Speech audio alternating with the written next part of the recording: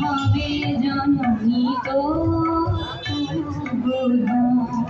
নিতা হয়ে রহিবে হবে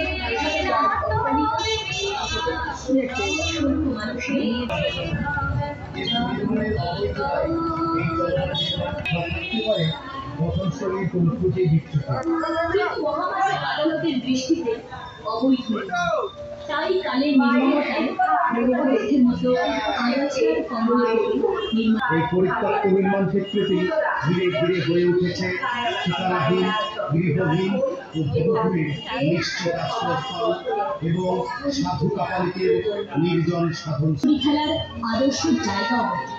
এই নির্মাণের এক প্রান্ত বেশি ক্ষতিগ্রস্ত হওয়ায় আগাছায় পরিপূর্ণ হয়ে উঠেছে। নোলা ধরা স্যাঁতসেঁতে দেওয়ালে ধীরে ধীরে ফুটে ওঠা অবয়বী নির্জন পরিত্যক্ত নির্মাণকে করে তুলেছে। মায়ের আগমনে সকলের মুখে ঘরে ঘরে আর